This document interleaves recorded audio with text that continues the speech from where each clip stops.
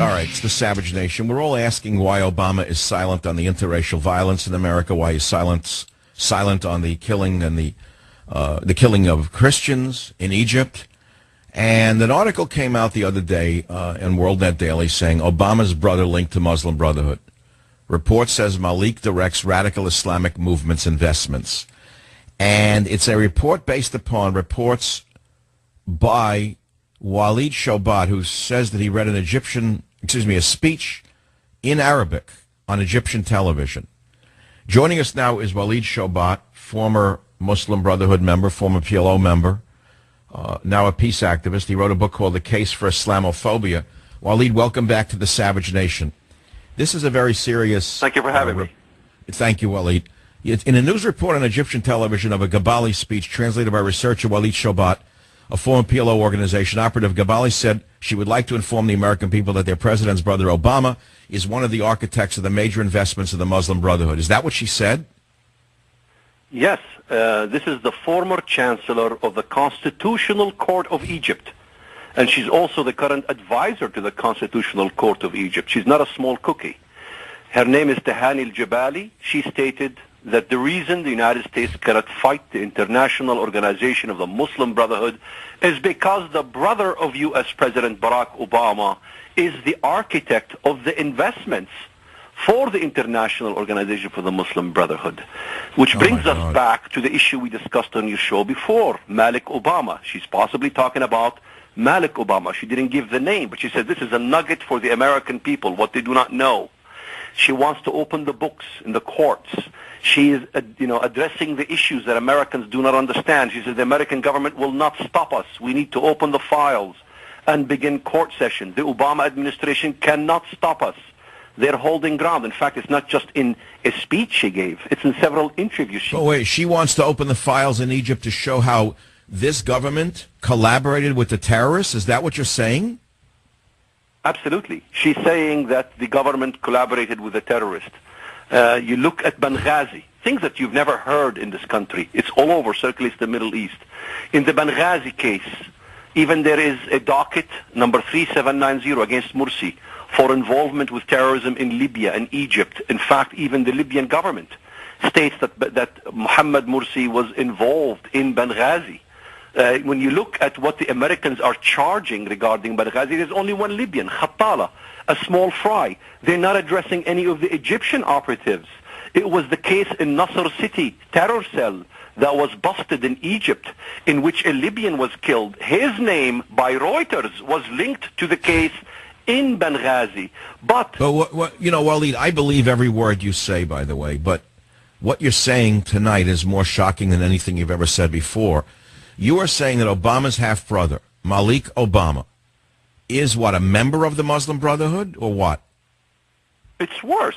Malik Obama, as we stated before, with clear evidence from photos, from events, from numerous articles from the Middle East, everything is disclosed. He works for the Sudanese government. He is an employee of the Sudanese government. He works right under Omar al-Bashir. Muhammad Sarwar is his main boss. He is the executive director of the Islamic Dawah Organization of Sudan. Sudan is a state. It is illegal what he is doing. He is a U.S. resident. He runs a compound of polygamy in Kogelo, Kenya. He runs a 501c3. Louis Lerner is involved in this whole affair. The IRS is involved in this whole affair. He was granted a 501c3 illegally. He was, retroactive when it was illegal. He was lying the whole time, raising funds from the United States. Walid, you detailed all of these allegations in a 22-page investigative report entitled New IRS Scandal, Islamic Extremism and Sex Slaves. Report reveals Obama's relatives run charities of deceit. What is your website so people can decide for themselves? Shoebat.com, just as you spell the word shoe, S-H-O-E, and the word bat, B-A-T, like baseball bat, S-H-O-E-B-A-T.com. Okay, so Malik Obama and Sarah Obama raised money in the United States as the heads of foundations claiming to be charities. The IRS granted one of them tax-deductible status, retroactively going back to 2008. And then you say There are two IRS-approved 501c3 organizations operating in the U.S. by Obama's half-brother and step-grandmother in Kenya.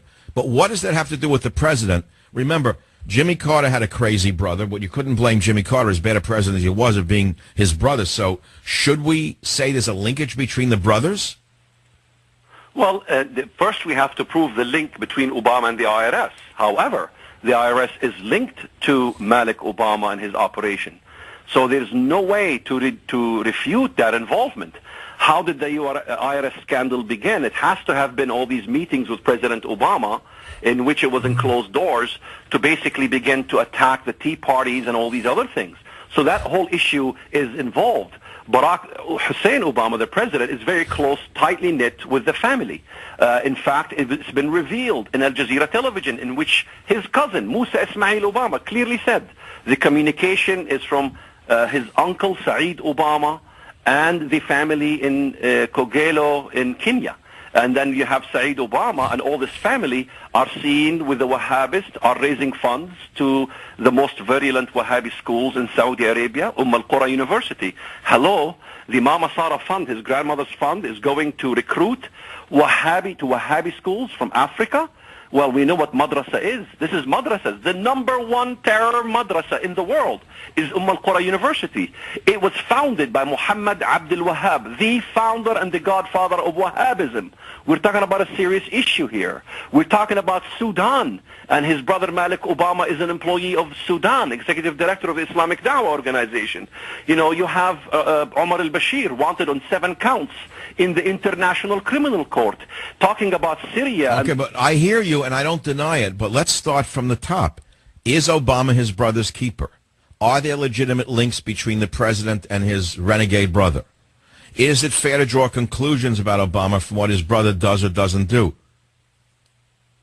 Well, absolutely yes, because the president is responsible for what happens in the IRS scandal. He's responsible, especially when he's always meeting with his brother in the White House. How did he get his residency? How is he getting the IRS status? How is he getting all these favors illegally? It had to have been President Obama. I mean, I can't even apply for those kind of things. You can't. How could Malik Obama? Well, it has to be the last name Obama. It has to be related to Obama. It has to be related to the president. Waleed, look, you're a guy who's worked in such deep, dangerous situations, both as a terrorist and an anti-terrorist, that you know the inner workings of these things much better than I do.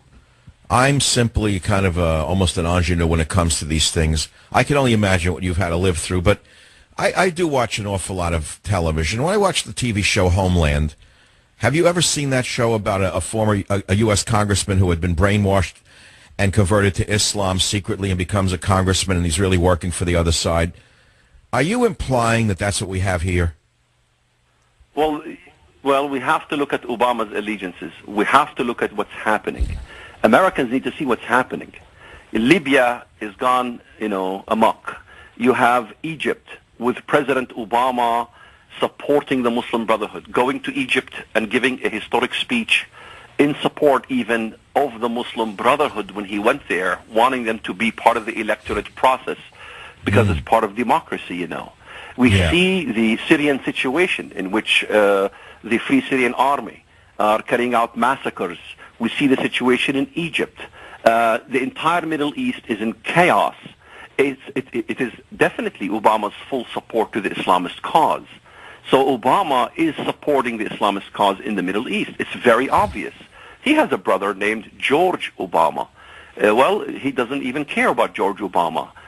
In fact, even in the documentary, nobody even disclosed why he doesn't care about George Obama. The truth is, George Obama, his mother is Otieno. She's a Christian who lives in the U.S. He doesn't care about the Christian side of his family. He cares very much to the Muslim side of his family. He's very much sympathetic to the Muslims, to the Islamic cause as well. It's evident from his own family. So what are you saying? I mean, if we look at the big picture here, you're saying something very powerful here, which is that he's linked, that his brother's linked to the Muslim Brotherhood, and that Barack Obama is supporting them with U.S. tax dollars. Therefore, you're saying he's a secret agent of the Muslim Brotherhood. Well, he's sympathetic to the Muslim Brotherhood, and I've always argued that Obama, in my view, is the taboo that can never be discussed in America. He is very much sympathetic to his Islamic roots. Obama is very likely to be a Muslim. So, this is something we are not allowed to talk about all of a sudden. The problem in American media is that, you can go to Egypt and find more about what goes on than you can find in your own hometown in this country. Yes, there's more freedom of the press in Egypt right now than in this lockdown nation of ours, where we have an absolute yellow journalistic press at work around the clock. And if anyone disagrees with them, they're castigated. I understand how hard it is because I work through this mess on a daily basis, Waleed. So having said all of this, having exposed this from... Now remember, you're saying that you heard all of this in Arabic on Egyptian television when Gabali said that her country will not allow any conspiracy against the Egyptian state. And she said that they're trying to destroy the nation. Why would Obama want to destroy Egypt? Well, obviously, he wants the takeover of Egypt by the Muslim Brotherhood because that's where his sympathies lie. The Muslim Brotherhood is the umbrella organization for Al-Qaeda, for Hamas, for the Islamist movement. So it's actually worse than I fear on my worst nights and the darkest moments. It's much worse. It is much. But Waleed, if you're saying this, and it was published the other day, and the Egyptians are saying it, how could our intelligence agencies not understand this? Or have they all been castrated by Obama? Is it that far gone that they've all been castrated? Well, obviously. I mean, how many Americans know that one of the operatives who's suspect in Benghazi has been trained by the United States Air Force? Tariq Taha Abu al-Azm. I got the minutes from the articles of the police investigation in Egypt. You have a mastermind who's suspected in Benghazi, have been trained by the Air Force. Hello, this is very embarrassing to the Obama administration, embarrassing for the government. You had the same case before, Ali Muhammad. Who talks about him? Ali Muhammad was a CIA agent, a double agent working for Al-Qaeda. He was the first one to establish the Al-Qaeda manual. He was Egyptian, the same case as this Abu al-Azm. He was found, caught, guilty, sentenced but never tried but never sentenced. Hello, what happened to that man? Ali Muhammad. The same case. Well, Waleed, look, this is a major league expose, and I don't know, have you had much play with this in the media? Has anyone else had you on their show? Well, you're number one. You care. There's others who do care, but the major media doesn't care. However, even the case of Obama's brother, it was on CNN Arabic, but not CNN English. Can you understand that?